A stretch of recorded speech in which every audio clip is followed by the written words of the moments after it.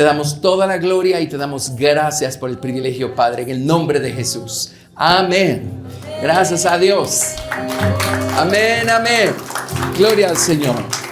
Gracias a Dios. Muy bien. Dios los bendiga. Es un privilegio estar una vez más con ustedes acá en su lindo país de Ecuador. Y el tema que vamos a estar tratando es gigante. Así es que siempre nos toca ver que de todo lo que hay, de todo lo que se puede aprender, debemos entresacar, ¿verdad? Para por lo menos hacer suficiente sentido en la mente de todos. Pero el tema se llama manteniéndonos firmes y gozosos en tiempos peligrosos. Amén. Bueno, este término tiempos peligrosos lo hemos obtenido de 2 de Timoteo, capítulo 3, versículo 1. Y ya en tiempos en los que esta carta fue escrita, ya los tiempos eran peligrosos. Imagínense que de ahora, 2000 años después. Pero leamos solo eso porque hoy quiero ubicarlos dentro del cuadro grande, dentro del plan maestro. Amén. ¿Por qué tienen que pasar las cosas que pasan? ¿Y por qué tienen que pasar como pasan? 2 de Timoteo 3, verso 1. También debes saber esto, que en los postreros días vendrán tiempos peligrosos. Ahora noten esto. ¿Alguna vez han hecho un sándwich? Aquí hay uno. La rodaja de arriba de pan es porque habrá hombres amadores de sí mismos. No, esa es la rodaja de abajo realmente, porque ahora vamos a empezar a meterle el jamón y la lechuga y el tomate y todo lo demás. Pero la rodaja de abajo es hombres amadores de sí mismos. Luego todo lo de adentro: avaros, vanagloriosos, soberbios, blasfemos, desobedientes a los padres, ingratos, impíos, sin afecto natural, implacables, calumniadores, intemperantes, crueles, aborrecedores de lo bueno, traidores, impetuosos, infatuados. Y ahora le ponemos la tapa de arriba al sándwich: amadores de los deleites más que de Dios. Es el sándwich. Miren las dos paredes del sándwich: amadores de sí mismos y amadores de los deleites más que de Dios. Y es como que de ahí se desprende todo lo demás, ¿verdad? O eso abarca, eso incluye todo lo demás. Ustedes saben que el mundo está tratando de matar otra vez a Jesús, ¿sí? Antes, hasta donde llegaban es a decir: no, yo no creo. Pero ahora ya la gente dice: no, no existe. Y ese no existe lo están metiendo en las universidades y en los lugares preeminentes y en los gobiernos y en todas las esferas. Ya no solo es yo no creo o no se me da la gana creer. Ahora es: no, Dios no existe. Sí, bueno, por ahí dice la Biblia, dice el necio en su corazón: Dios no existe, no hay Dios. Pero esto es lo que describe, creo, muy gráficamente el estado en el que está el mundo en el que nos tocó vivir a nosotros hoy. Ahora, cuando el Señor me salvó a mí, yo pensaba en los primeros discípulos, en esos 12 primeros apóstoles del Señor Jesucristo, esa primera iglesia, y pensaba: qué privilegio haber sido parte del inicio de toda esta cosa y haber caminado con Jesús y haber estado allí cuando esto empezó.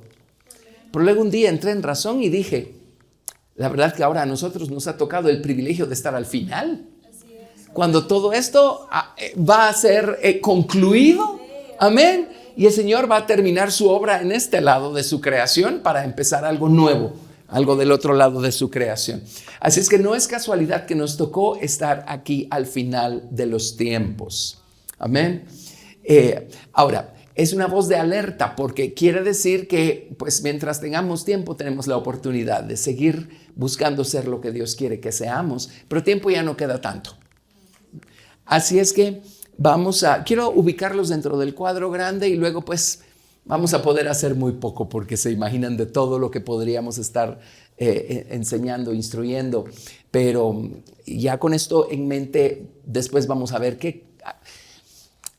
a qué cosas debemos estarnos dedicando en estos días, cómo redimir el tiempo, cómo aprovecharlo de la mejor manera para que cuando Jesús venga por nosotros, Él nos encuentre en donde quería encontrarnos.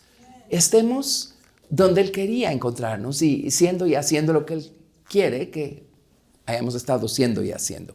Muy bien. Entonces, ¿están listos? Empecemos por el principio. Vámonos al Génesis. Vámonos al Génesis. Van a ver cómo Dios opera por medio de principios y de una manera cíclica. Por algo en Eclesiastés dice, ¿qué es lo que será sino lo mismo que ya fue? Porque son principios espirituales. Dios usa siempre los mismos principios de verdad. Nada más que en una ocasión los usa en este contexto y en otra ocasión los usará en este otro contexto. Pero en el libro del Génesis, en el principio creó Dios los cielos y la tierra. Ese es Génesis 1:1. Amén. Pero vámonos al verso 2. Dice, y la tierra estaba desordenada y vacía, y las tinieblas estaban sobre la faz del abismo. Y el Espíritu de Dios se movía sobre la faz de las aguas. ¿Ven? Vamos a ver que no es la única. Digamos, esta es la primera y tampoco fue la primera. Pero es como que Dios esperó a que todo estuviera en caos, en ruinas. Es como que Dios esperó a que todo estuviera cubierto de tinieblas para hacer algo. Ahora, de paso y entre paréntesis, la tierra estaba desordenada y vacía, no porque Dios la haya creado así. En Isaías capítulo 45, verso 18, si lo leemos en español, dice Dios no hizo la tierra en vano, la hizo para que ésta fuera habitada. Pero si lo leemos en idioma hebreo, la palabra vano es exactamente la misma palabra de Génesis 1:2, desordenada. Entonces en Isaías 45 leemos, Dios no hizo la tierra desordenada. Entonces dígame usted qué está siendo desordenada en Génesis 1:2. Dios no la hizo así. Cayó en ese estado. Y si unimos esto con todo lo que la Biblia nos enseña acerca de esta condición desordenada y vacía, no nos va a tomar ningún trabajo descubrir que fue a causa del ardor de la ira de Dios. O sea, la tierra, el mundo de habitantes que estuvo aquí antes de nosotros. ¿Qué hacemos con los dinosaurios y con los australopíticos y los ramapíticos y todos esos? La verdadera Biblia y la verdadera ciencia no están en contradicción. ¿Sí? Si se están contradiciendo, una de las dos está equivocada. Amén. Pero algo pasó y la tierra fue juzgada y cayó en este estado a causa del juicio de Dios. Estaba desordenada y vacía, pero el hecho es que estaba en ruinas, en caos. Era una catástrofe, todo era una catástrofe. ¿Sí? Todo estaba lleno de tinieblas. Ahora, las tinieblas no llegan a posesionarse de algo o de alguien así de manera instantánea. Es algo que ocurre progresivamente, poco a poco. Un paso para atrás, luego otro paso para atrás. Una mala elección, seguida de otra mala elección, seguida de una elección aún peor. Un paso descendente, seguido de un nuevo paso descendente. ¿Sí? Y de repente estamos en un deslizadero. Es así como la gente se pierde. Y es así como se perdió esta tierra antes de Génesis 1:2. Por eso la Biblia dice que miremos por nosotros mismos, que nosotros no seamos tentados.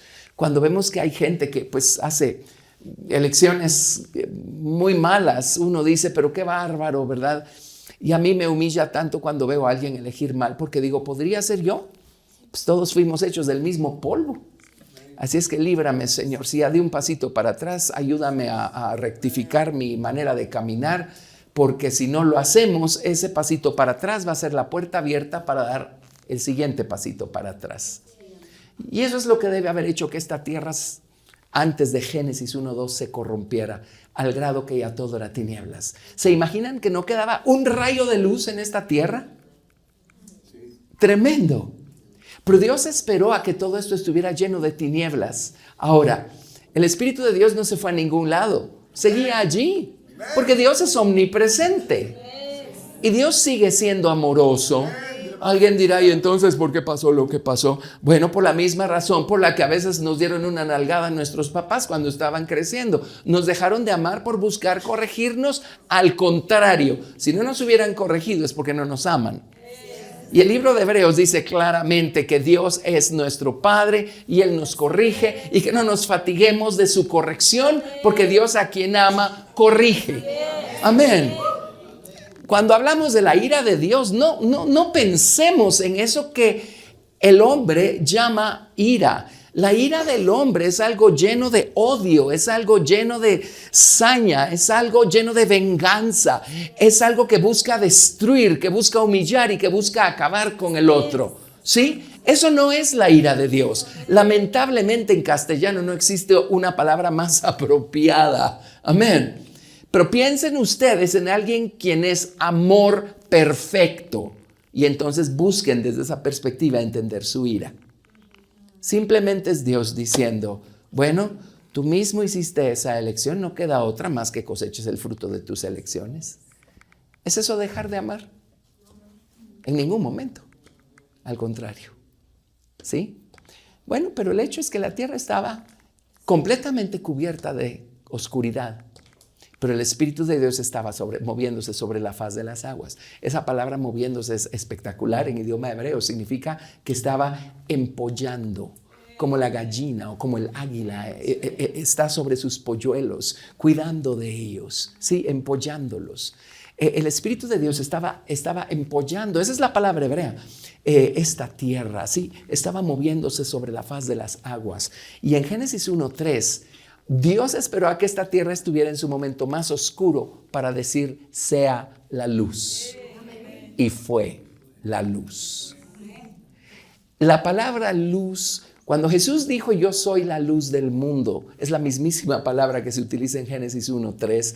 Pues por supuesto que significa luz, iluminación, pero significa muchas cosas. Significa gozo, alegría, prosperidad, todas esas cosas buenas y maravillosas. Amén. Entonces, miren, empecemos de una vez estableciendo un principio aquí para nuestra vida personal. Pero cuando las cosas están más enredadas y más arruinadas, es porque Dios está preparándose para decir, sea la luz, en medio de esa oscuridad, de esas tinieblas. Amén. Gracias a Dios. Pero en el principio todo estaba en tinieblas y fue cuando Dios dijo, sea la luz. El Espíritu Santo nunca dejó de moverse sobre esas tinieblas. Amén. ¿Sí? Ok, no comento más, sigamos. Vámonos ahora al libro del Éxodo, a la historia de Israel cuando Israel se encuentra en Egipto. Si leen esta historia, bueno, ya en tiempos de Jacob y sus 12 hijos hubo una hambruna. Bueno, me estoy adelantando antes de eso. Resulta que los hijos de Jacob no eran ningunos ángeles. Ahora, ¿no le da eso esperanzas a usted? Yo cuando empecé a leer mi Biblia, cuando era nuevito, decía, ay, qué barbaridad, ¿cuándo voy a ser yo como todos estos grandes santos que se mencionan aquí en la Biblia? Y de repente un día empieza uno a descubrir que no eran ningunos santos. Eran igual que yo. Pero si ellos llegaron a algún lado, quiere decir que yo puedo llegar a algún lado también. Amén. Y resulta que los hermanos grandes le tenían envidia a José. Y lo vendieron, ¿se acuerdan? Lo metieron a una cisterna y vieron que venía una caravana que iba camino a Egipto. Se lo vendieron a los de la caravana, que creo que eran, no me acuerdo si eran madianitas o ismaelitas, madianitas. Y luego pues ellos lo llevaron al mercado de esclavos, allí lo compró Potifar, terminó en casa de Potifar. La señora de Potifar no era muy espiritual, que digamos. Y ella metió en un problema a José. José terminó en la cárcel. Bueno, todo estaba desordenado y vacío y todo era tinieblas, ¿verdad? Sí, pero un día José le interpretó un sueño a uno de los siervos del faraón y por supuesto igual se le olvidó como por 3 años que José, decirle al faraón que José le había interpretado un sueño, pero Dios está detrás de todo. Está pasando por alguna situación difícil, Dios está detrás de todo. Hay un tiempo para todo, hay una razón detrás de todo. Dios sigue gobernando por encima de todo y Jesús sigue amándonos con amor perfecto a pesar de todo. Amén. Bueno, al fin Él llegó a ser el segundo, ¿verdad? La segunda persona más importante en todo el imperio, y es así como hubo una hambruna en tierra de Canaán y terminaron los hermanos de José en Egipto. Conocemos la historia, ¿verdad? Y finalmente José se reveló a sus hermanos, trajeron al papá, vivieron allí en tierra de Gosén. José y el faraón de su época eran buenos amigos, estaban en buenos términos hasta que se murió ese faraón. Uno cree que los problemas empezaron 400 años después y no es cierto, porque la Biblia dice que estuvieron 430 años en Egipto, dentro de los cuales por 400 años fueron esclavos. O sea, tuvieron paz mientras el amigo de José estaba en el trono. Una vez se murió él, empezaron los problemas. Hasta que todo estaba desordenado y vacío y todo estaba en tinieblas. Ahora miren, es como que Dios espera a que todo toque fondo, ¿verdad? Pues tiene que haber una razón. Y los israelitas tocaron fondo en Egipto. Amén. Y si nos vamos, por ejemplo, a Éxodo capítulo 1, verso 11. Éxodo 1, 11.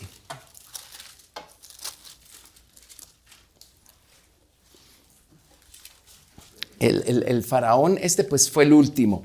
Hace poco vi una documental muy importante, porque generalmente les gusta creer que fue Ramsés II el protagonista de esta historia, porque pues era una persona muy notable dentro de los faraones egipcios.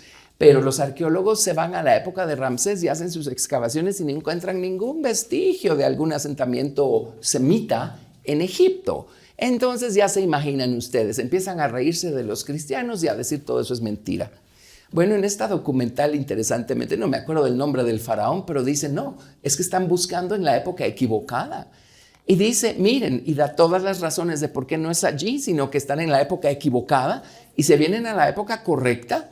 Y luego van los arqueólogos y buscan los restos arqueológicos de los asentamientos que había en Egipto en esa época y encuentran toda la evidencia de asentamientos semitas. ¿Cómo saben que eran los judíos los que vivieron allí? Porque, por ejemplo, los egipcios no eran pastores de ovejas, eran ganaderos. Los judíos sí, y ahí está toda la evidencia, etcétera, etcétera. Amén. Bueno, pero el hecho es que Dios espera que todo esté en tinieblas, pero las cosas empiezan a empeorar y a empeorar y a empeorar. En Éxodo 1, versículo 11 dice, entonces pusieron sobre ellos comisarios de tributos que los molestasen con sus cargas. Y edificaron para Faraón las ciudades de almacenaje, Pitón y Rameses. Pero cuanto más los oprimían, tanto más se multiplicaban y crecían, de manera que los egipcios temían a los hijos de Israel. Y los egipcios hicieron servir a los hijos de Israel con dureza y amargaron su vida con dura servidumbre en hacer barro y ladrillo, y en toda labor del campo y en todo su servicio al cual los obligaban con rigor. O sea, y ya la situación era terrible. A esto se le sumó que el faraón le dijo a las parteras, les dijo, cuando nazcan, cuando vayan a tener a sus hijos las mujeres hebreas, vean si es varón y si es varón, mátenlo. Bueno, se acuerdan que no, gracias a Dios no hicieron caso, ¿verdad? ¿Sí? Bueno, pero luego viene Dios, levanta a Moisés, lo manda con Faraón, deja ir a mi pueblo. Viene Faraón y dice, estos haraganes no tienen nada que hacer, por eso están con esas ideas. Y entonces ahora tienen que seguir con la misma cuota de construcción, pero ya no les dan el material. Ahora tienen que ir a conseguir el material y cumplir con la misma cuota de construcción. Y así se van empeorando las cosas. ¿Alguna vez ha estado en una situación que va de mal en peor? Y seamos sinceros. Señor, ¿por qué? Si yo te amo. ¿Por qué? Si yo te sirvo. ¿Por qué? Si soy tu hijo. Y uno no entiende. Y las tinieblas se están poniendo cada vez más oscuras, más densas. La situación se está poniendo cada vez más imposible. Amén. Pero miren, vámonos a Éxodo 12, verso 29. Éxodo 12, verso 29. Israel vivió una noche espiritual y moral que duró 400 años. Pero la noche empezó a avanzar y ya en los días en los que llegó Moisés ya era una medianoche en lo que estaban ellos, ¿verdad? Un periodo tan oscuro, tan difícil, tan complicado. Pero miren, Dios esperó a que la oscuridad fuera tal que en Éxodo 12, 29 dice, aconteció que a la medianoche Jehová hirió a todo primogénito en la tierra de Egipto, desde el primogénito de Faraón que se sentaba sobre su trono, hasta el primogénito del cautivo que estaba en la cárcel y todo primogénito de los animales, etc. Dios esperó a que fuera la medianoche. Ellos ya habían sacrificado el cordero, ya habían puesto la sangre del cordero en el dintel y en los postes de sus puertas, ya habían comido del cordero, pero Dios espera que fuera la medianoche. Ahora alguien dirá, bueno, pues es la hora del día que Dios escogió para sacarlos. No, Dios estaba haciendo una demostración del estado espiritual y moral en el que estaban en ese momento. Pero a la medianoche Dios dijo, nos vamos de aquí. Amén. Murieron los primogénitos de los egipcios y a la medianoche el pueblo de Israel salió libre. En otras palabras, cuando la cosa estaba más oscura, Dios dijo, sea la luz. Y fue la luz. Amén. Dios tenía un plan, Dios tenía un propósito todo el tiempo, el mismo principio, a la medianoche. Cuando las tinieblas estaban en lo más denso. Amén. Ok, miren qué interesante este principio. Ahora, el Espíritu de Dios estuvo todo el tiempo allí, aunque los israelitas no lo supieran. Si nos vamos al relato de cuando Dios sacó a Israel de Egipto en el libro de Deuteronomio, capítulo 32, vamos a leer desde el verso 10. Deuteronomio 32, verso 10. Todo el tiempo el Espíritu de Dios estuvo allí, velando, empollando, esperando a que llegara la medianoche. Es como que a la medianoche tenían que salir del cascarón los pollos, ¿verdad? Amén. Todo el tiempo el Espíritu de Dios estuvo allí. ¿Por qué les estoy explicando esto? Para que veamos el cuadro grande, pero para que nos llenemos de esperanza también. Porque Dios tiene épocas en nuestra vida en donde las cosas se ponen oscuras y difíciles, pero el Espíritu de Dios no se ha ido a ningún lado. Amén. Dios no se ha ido a ningún lado. Y Dios está preparando todo el terreno para decir, sea la luz. Y fue la luz. Amén. Bueno, cuando ellos estaban en lo más oscuro de su aflicción en Egipto, miren lo que dice Deuteronomio 32, verso 10. Dice, le halló en tierra de desierto y en yermo de horrible soledad. Por cierto, la palabra soledad es la misma palabra desordenado de Génesis 1:2, tohu, en idioma hebreo. Ellos estaban, su tierra, su estado personal o como nación, estaban desordenados y vacíos, igual que Génesis 1:2. Estaban igual. ¿Lo ven? Qué espectacular, ¿verdad? Por eso hay personas que dicen, ay, ¿a qué horas voy a poder yo estudiar de esa manera la Biblia? Es que miren, es re fácil, hay herramientas, no tiene que ser un genio, hay diccionarios, herramientas, concordancias, todo lo que uno necesita. Y cuando uno se vale de estas, créanme, se le abre un mundo a uno. Se le abre un mundo a uno en la palabra de Dios. Bueno, la tierra de ellos estaba desordenada y vacía. Dice, le halló en tierra de desierto y en yermo de horrible soledad. Esa es la palabra desordenada. Lo trajo alrededor, lo instruyó, lo guardó como a la niña de su ojo, como el águila que excita su nidada, revolotea sobre sus pollos. La palabra revolotea en idioma hebreo es exactamente la misma que se menciona en Génesis 1:2. Y el Espíritu de Dios se movía o revoloteaba sobre la faz de las aguas. Es la misma palabra. Amén. Así es que el Espíritu de Dios estaba moviéndose encima de esas tinieblas, de ese caos, de esas ruinas, de esa aflicción en la que se encontraba Israel. Y dice, como el águila que excita su nidada, revolotea sobre sus pollos, extiende sus alas, los toma, los lleva sobre sus plumas. Jehová solo le guió y con él no hubo Dios extraño. Le hizo subir sobre las alturas de la tierra, comió los frutos del campo e hizo que chupase miel de la peña, aceite del duro pedernal, etc. O sea, en otras palabras, Dios dijo, sea la luz, y fue la luz. Amén. Gracias a Dios. Bueno, bendito sea el Señor. ¿Coincidencia? No. Principios con los que Dios opera. Por eso los ve uno recurrentemente repitiéndose, ¿verdad? Ok, en este contexto, en este otro contexto, en este otro contexto. Bueno, pensemos en nosotros. ¿Cómo nos encontrábamos cuando el Señor nos encontró a nosotros? Sí, pues algunos más desordenados y vacíos que otros, pero todos estábamos en caos, en ruinas, ¿no? Sí. Pues Dios a mí me guardó desde el principio y hay razones por las que Dios hace eso también con algunos. Así es que no me metí en problemas, gracias a Dios. Yo creo que era demasiado gallina para estar metiéndome en problemas. Pero eso me guardó, ¿verdad? Amén. Pero de todos modos yo era miserable.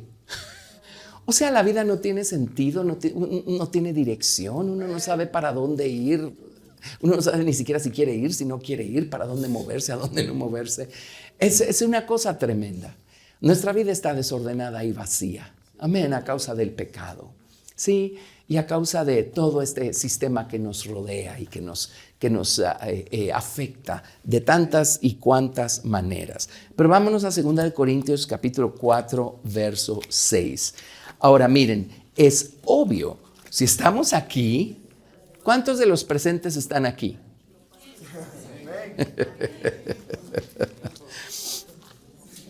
Traté de tenderles una trampa, pero no cayeron.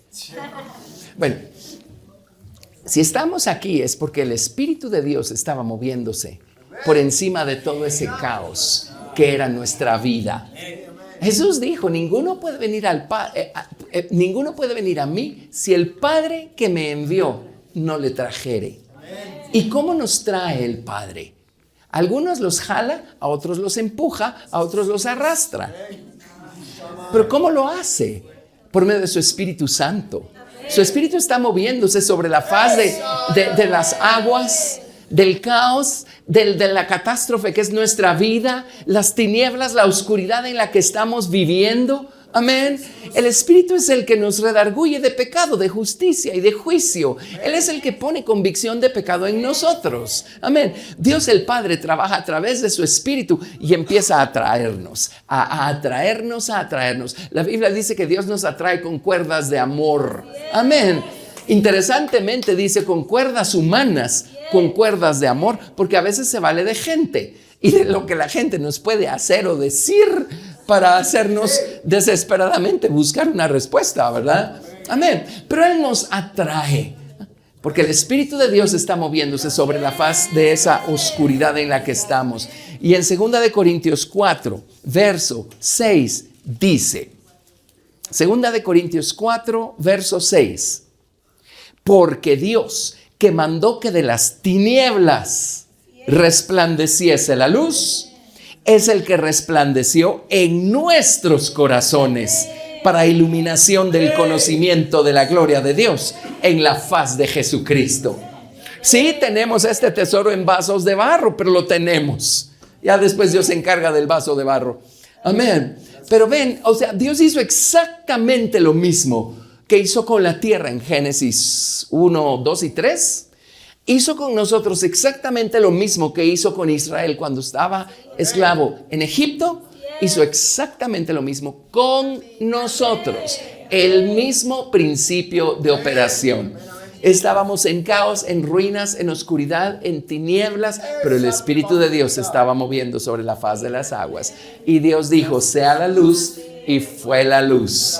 Amén. Y sabemos qué ocurrió. Yo les puedo decir el día, el lugar, la hora aproximada en la que sucedió que el Señor Jesucristo dijo, sea la luz, y fue la luz.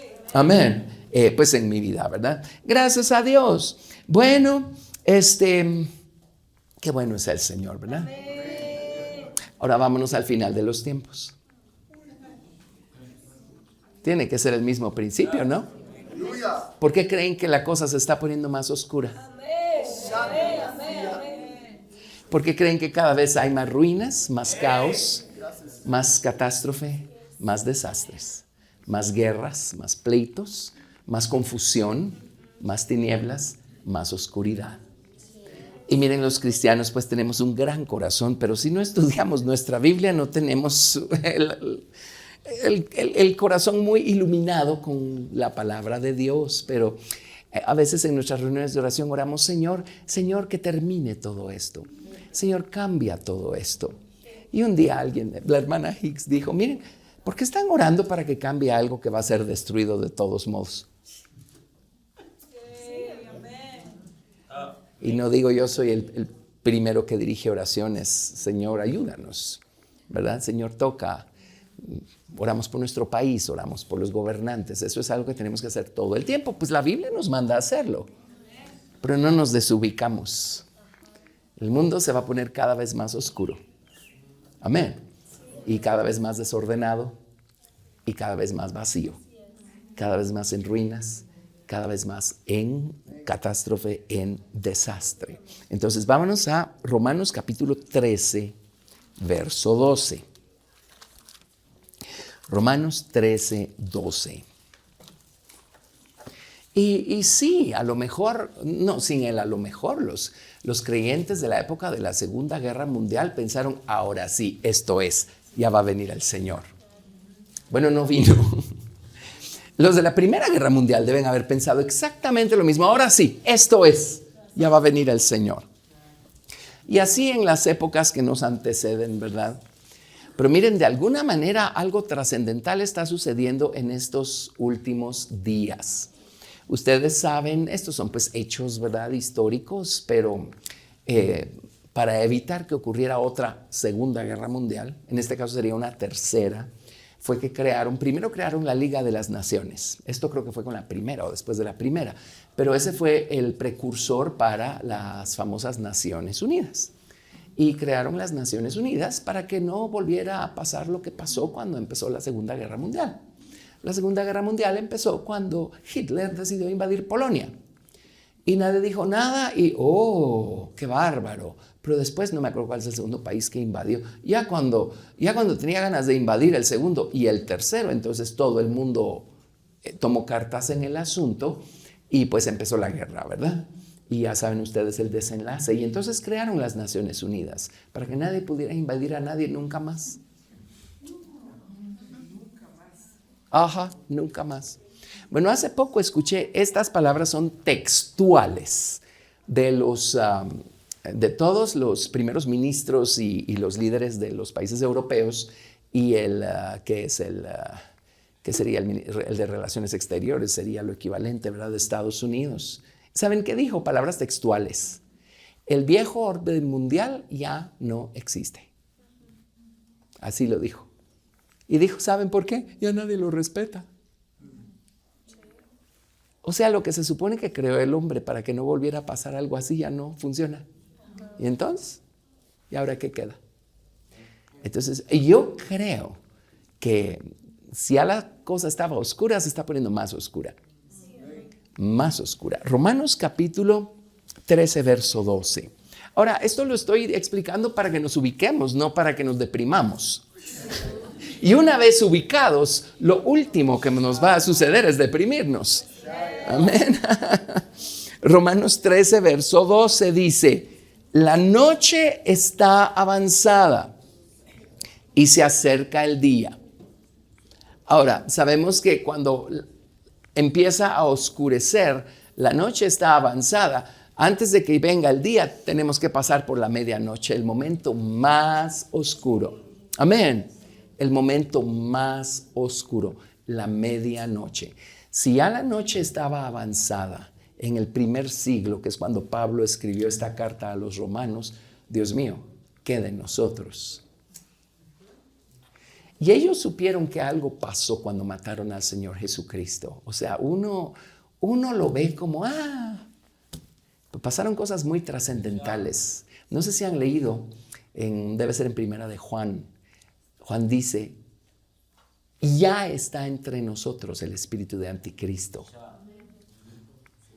O sea, esa expresión implica que antes no estaba. Porque dice, ahora ya está. Porque nunca había sucedido tal cosa que mataran a la persona de Jesucristo de manera literal hasta que Cristo vino. Y entonces lo mataron. Por eso dice, ya está aquí el espíritu de anticristo.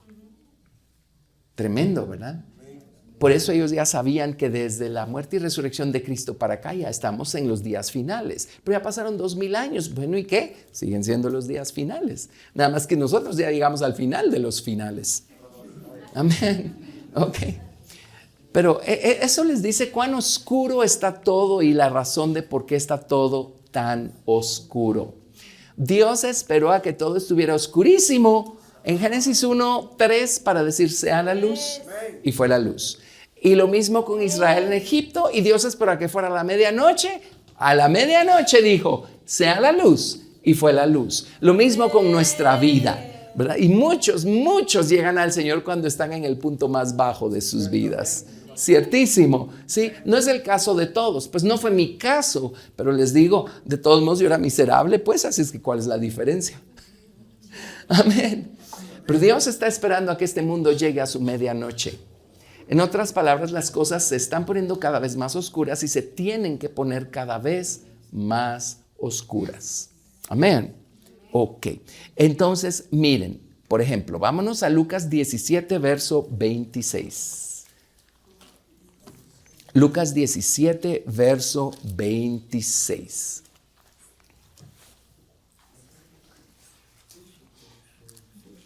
(17:26).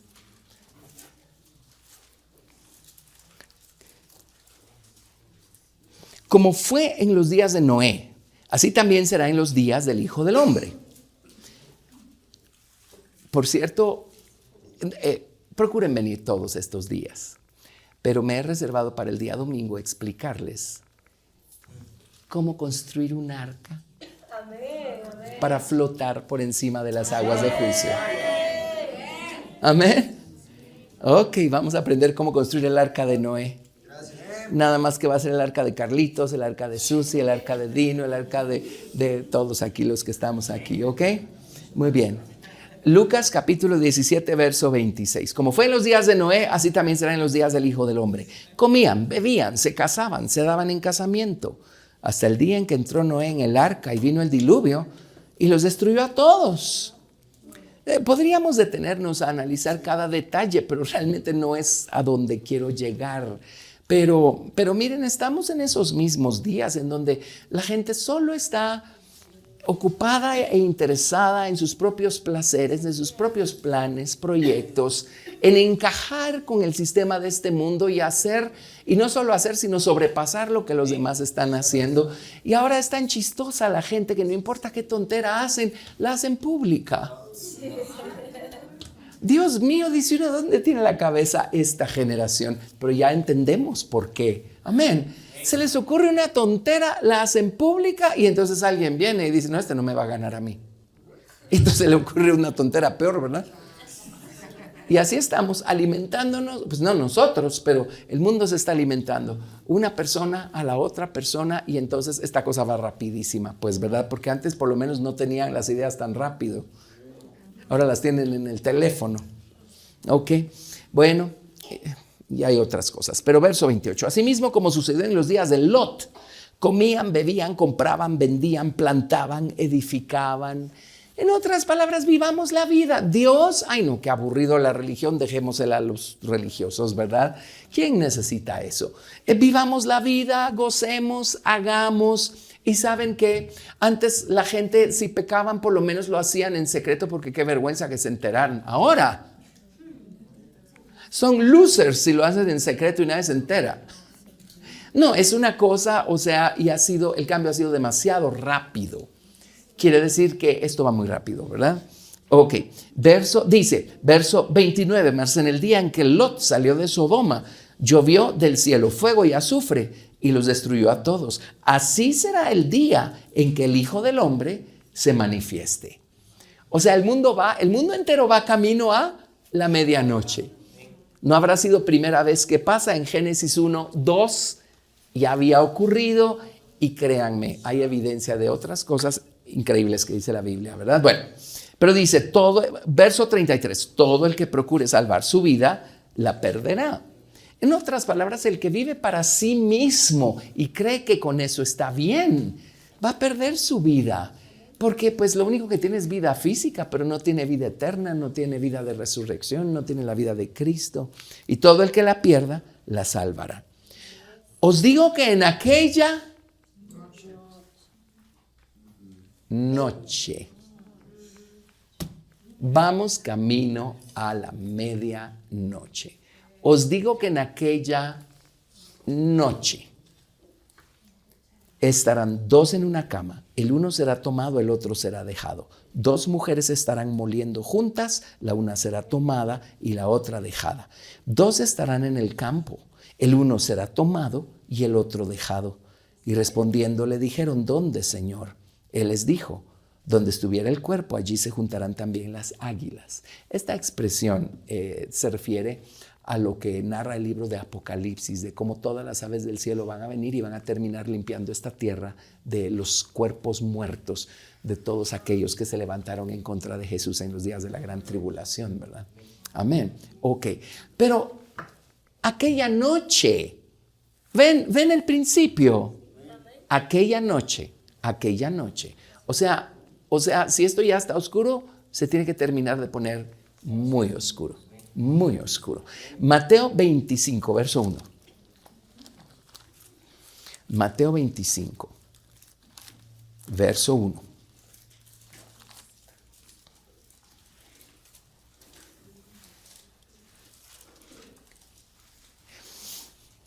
Entonces el reino de los cielos será semejante a 10 vírgenes que tomando sus lámparas salieron a recibir al esposo. 5 de ellas eran prudentes y 5 insensatas.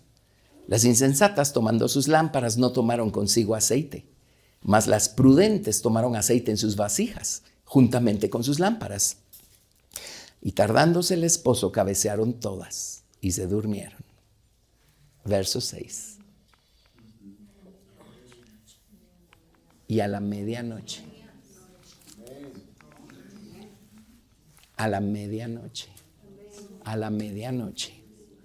se oyó un clamor. Aquí viene el esposo, salid a recibirle. A la medianoche. Amén. Entonces todas aquellas vírgenes se levantaron y arreglaron sus lámparas. Las insensatas le dijeron a las prudentes, dadnos de vuestro aceite porque nuestras lámparas se apagan. Mas las prudentes respondieron diciendo, para que no nos falte a nosotras y a vosotras, id más bien a los que venden y comprad para vosotras mismas. Pero mientras ellas iban a comprar, vino el esposo, y las que estaban preparadas entraron con él a las bodas, y se cerró la puerta. No se pierdan el día sábado. Medianoche, la medianoche. Qué cosa, ¿verdad? Allí tienen el principio. Ahora nos falta una historia. Jesús. Vámonos a Jesús. Vámonos a... Bueno, vamos a estar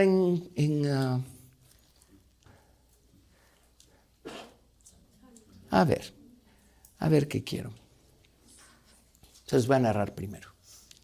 El Señor Jesús. El Señor Jesucristo, bueno, a los 30 años Dios lo ungió y empezó su ministerio público. Duró 3 años y medio su ministerio público, especialmente y enfáticamente a la nación de Israel, primero, ¿verdad?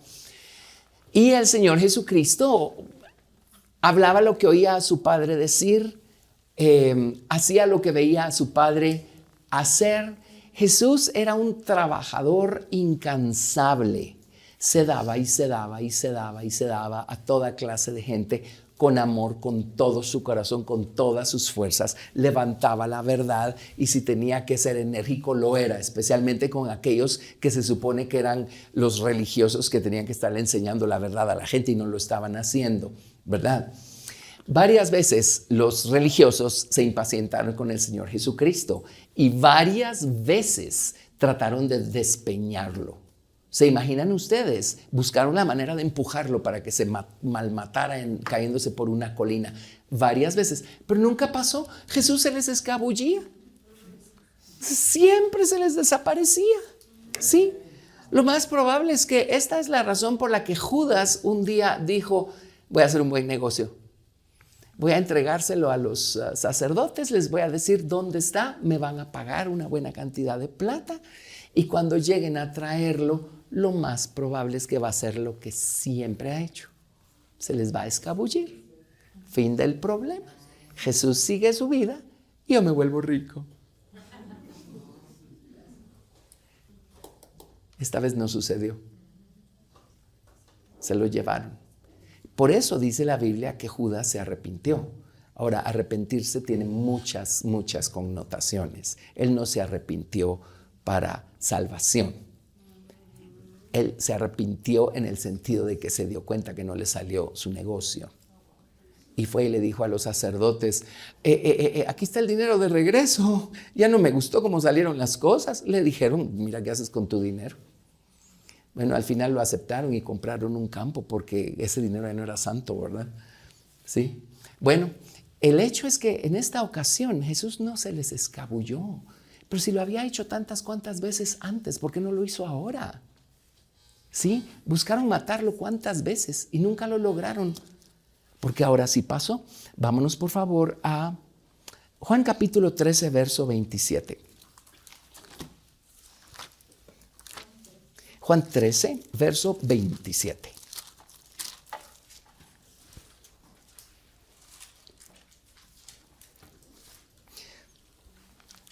Participó de la Pascua con sus discípulos. Judas comió de la Pascua. Jesús le lavó los pies a Judas, por si no se habían dado cuenta, sabiendo perfectamente bien lo que iba a suceder después. Pero en Juan 13, verso 27 dice, después del bocado, Satanás entró en él, en Judas. Entonces Jesús le dijo, lo que vas a hacer, hazlo más pronto. Pero ninguno de los que estaban a la mesa entendió por qué le dijo esto. Porque algunos pensaban, puesto que Judas tenía la bolsa, que Jesús le decía, compra lo que necesitamos para la fiesta, o que diese algo a los pobres. Cuando él pues hubo tomado el bocado, luego salió. Y era ya de noche. Jesús mismo tuvo que dejar su día y entrar a un momento de noche.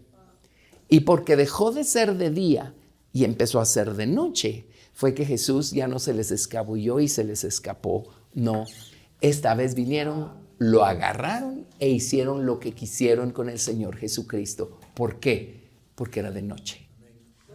Era de noche. Era de noche. Amén. Ok, vámonos a Mateo 26, verso 20.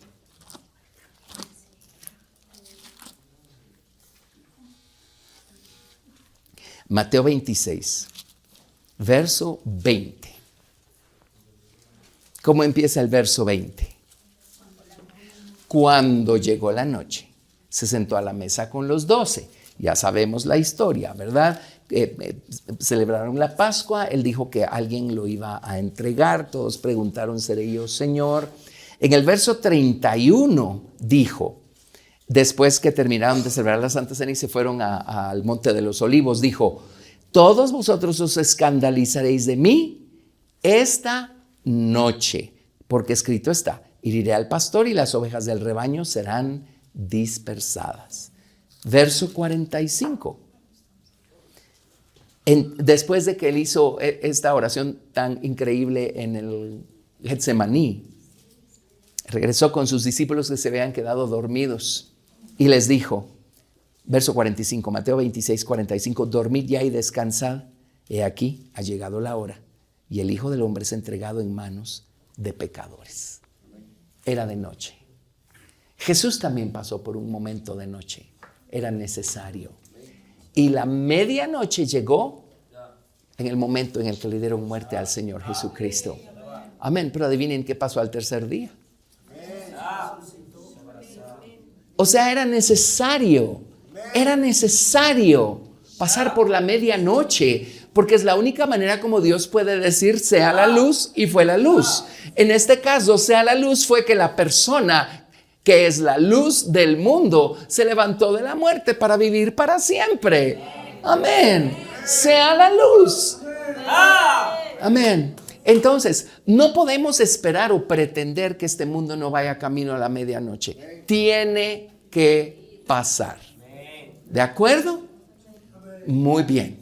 Entonces, habiendo puesto todo este fundamento, ahora sí les puedo dar mi prédica. Vámonos a Juan capítulo 9, verso 4.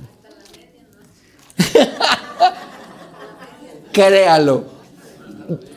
Que Dios nos dé la fuerza y la vida, pero vamos a estar enseñando hasta la medianoche.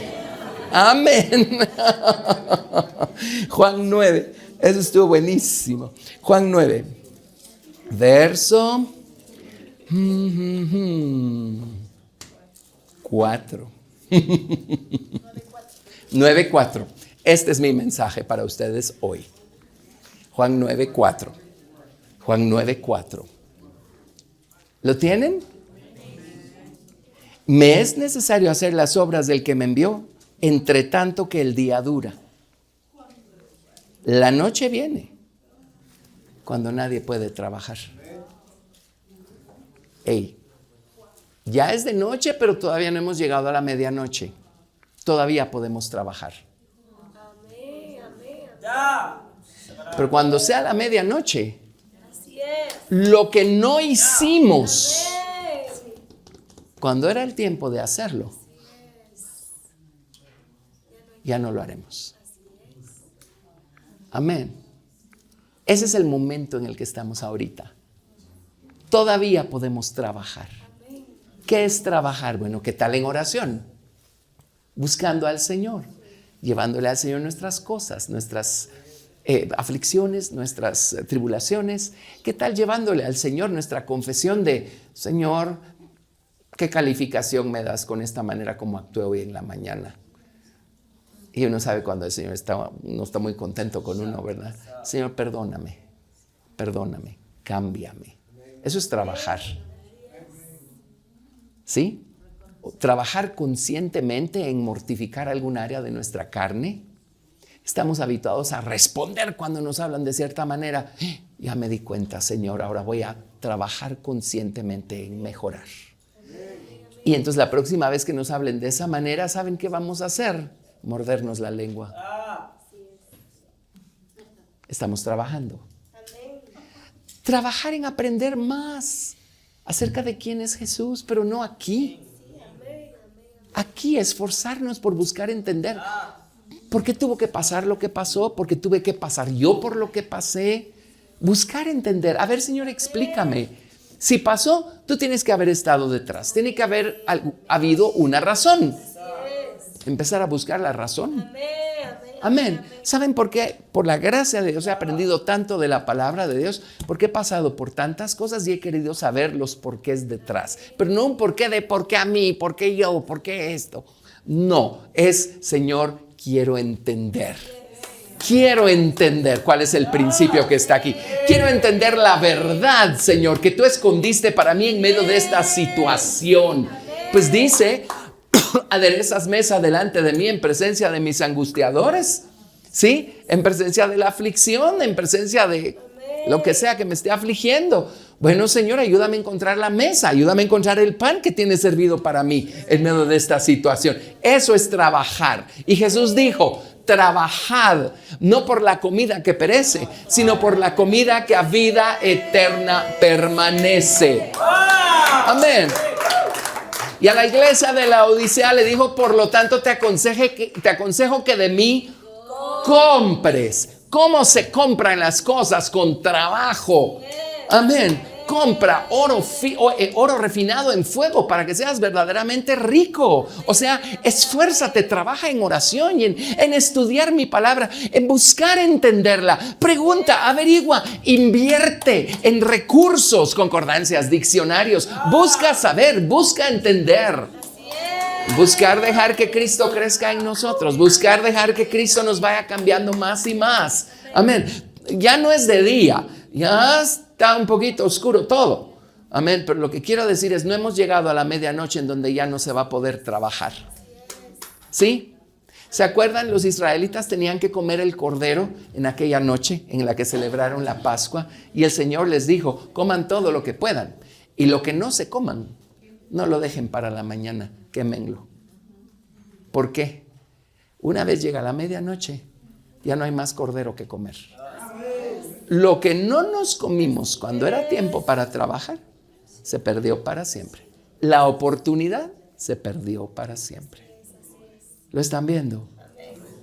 Entonces, no es tiempo para que lo perdamos. No es tiempo para que sigamos buscando vivir nuestra vida con aquella indiferencia hacia Dios y hacia sus cosas. No, es tiempo para estarnos preparando.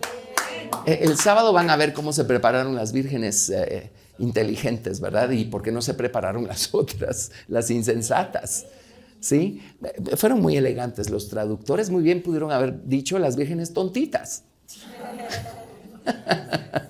Y pues uno no es muy inteligente, que digamos, cuando uno no aprovecha el tiempo, la energía, la luz del día, los recursos que uno tiene para hacer algo bueno con ellos. Amén. Pero créanme, va a llegar la medianoche y a la medianoche ya nadie puede trabajar. Lo que no hicimos ya no lo vamos a poder hacer. ¿Sí? Estamos esperando salir de aquí y estar con el Señor cuando el Señor visite con sus justos juicios esta tierra. Pero créanme, no todos los que se llaman cristianos van a irse en el arrebatamiento. Eso es facilísimo de ver en la palabra de Dios. No hay vuelta de hoja, ¿verdad? Así es que los que se queden, pues algunos se van a, decimos en Guatemala, yo creo que igual decimos aquí, se van a poner las pilas y no se van a dejar marcar y van a pagar ese hecho con sus vidas. Amén. Ok, pero lo que pudieron haber hecho cuando era tiempo de hacerlo, no lo hicieron. No lo hicieron. ¿Saben qué va a pasar durante este periodo de medianoche? La gran tribulación.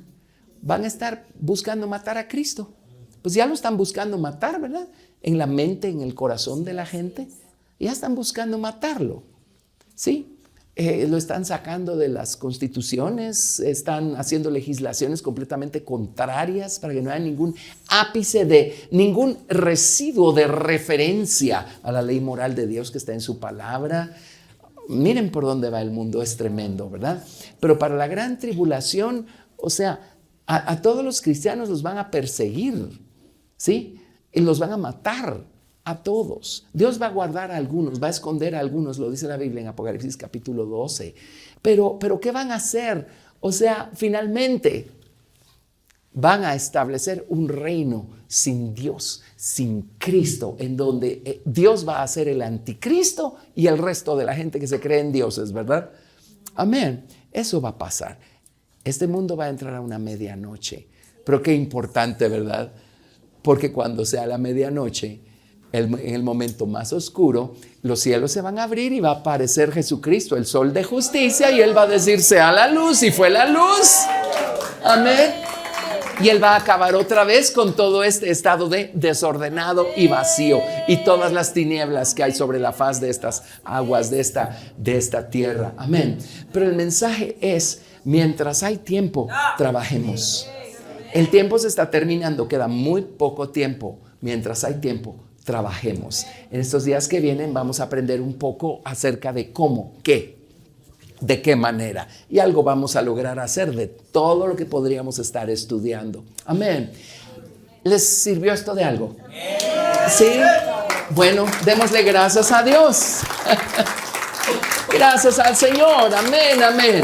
Gracias, Padre. Gracias, Padre. Señor, por la sabiduría, Señor, con la que tú operas. Gracias al Señor. Y no olviden, si estamos pasando por alguna noche espiritual, llénense de ánimo. Amén, porque eso significa que Dios está listo para decir sea la luz. Amén, sea la luz. Bueno, gracias a Dios, ¿verdad? Gracias a Dios. ¿Cómo nos encontramos nosotros en lo personal, en este momento? ¿Qué estamos haciendo con nuestro tiempo? Con los recursos que sabemos que tenemos. Somos salvos, tenemos la sangre de Cristo. Podemos echar mano de esta todo el tiempo. ¿Cómo? Bueno, somos salvos, pero no somos perfectos. Más de alguna torpeza hicimos hoy, o a lo mejor ayer. ¿Qué es echar mano de la sangre de Cristo? La Biblia dice, en San Juan dice, si confesamos nuestros pecados, Él es fiel y justo para perdonar nuestros pecados y limpiarnos de toda maldad. Amén. Ir al Señor y decirle perdóname, en vez de justificarnos, en vez de echarle la culpa a todo el mundo, ir al Señor y decir perdóname. Estamos echando mano de ese maravilloso recurso que es la sangre resucitada de Cristo, y el Señor viene y cubre la culpa, así como nos cubrió el día 1, ¿sí? Y seguimos adelante. Estamos echando mano de este recurso que se llama el Espíritu Santo. Amén. Desde el día de la salvación lo tenemos dentro. Cuando somos bautizados, además de tenerlo dentro, lo tenemos sobre. ¿Sí? ¿Estamos peleando una batalla? Bueno, tiene al Espíritu Santo. ¿Qué está haciendo con el Espíritu Santo en su vida? pelee su batalla. Ore con todas sus fuerzas, ore en el Espíritu, ore en otras lenguas, levante el nombre del Señor con todo su corazón y va a ver cómo el Señor le va dando victoria en medio de las batallas, etc. Hemos sido bautizados en agua, el nombre de Jesús ha sido invocado sobre nosotros. Bueno, vemos algún área de nuestra vida que todavía está un poquito con tierra y lodo y cosas así. Vamos a Jesús. Señor, lávame. Lávame, lávame, lávame con tu precioso nombre, con tu preciosa naturaleza. Lávame, Señor, líbrame de la mía y lávame. Amén. El recurso de la oración, el recurso de la alabanza, el recurso de la palabra, ¿sí? Estamos confundidos, no sabemos qué hacer. Bueno, estamos estudiando nuestra Biblia, estamos leyéndola, estamos aprendiendo qué se hace, qué no se hace. Sí, aprovechemos el tiempo porque los días son malos. Y ya es de noche, pero todavía podemos trabajar. Muy pronto será la medianoche. Así es que no perdamos el tiempo, ¿sí? Padre, ayúdanos, Señor, a entender la premura del momento en el que nos ha tocado vivir. Por el otro lado, ayúdanos, Señor, a vivir con esa anticipación, con esa expectativa, Señor, de que tú pronto vas a estar con nosotros y nos vamos a encontrar contigo. Bendito, Señor, sabemos que ya no queda mucho tiempo. Ayúdanos a aprovecharlo bien, ayúdanos a usarlo bien. Te lo pedimos. Perdónanos por el tiempo que malgastamos. Bendito, Señor, perdónanos, Señor, por no aprovecharlo bien. Pero ayúdanos a aprovechar el tiempo que nos queda. Te lo rogamos para buscarte y crecer en ti. En el nombre de Jesús te lo pedimos. Y por último, déjenme leerles Lucas 21, verso 28. Ahí tenemos una lista de cosas que tienen que acontecer al final, ¿verdad? Y las señales del final. Lucas 21, 28 dice Jesús: cuando estas cosas comiencen a suceder, erguíos, levantad vuestra cabeza, porque vuestra redención está cerca. Amén. Démosle un aplauso al Señor. Démosle toda la gloria. Gracias a Dios.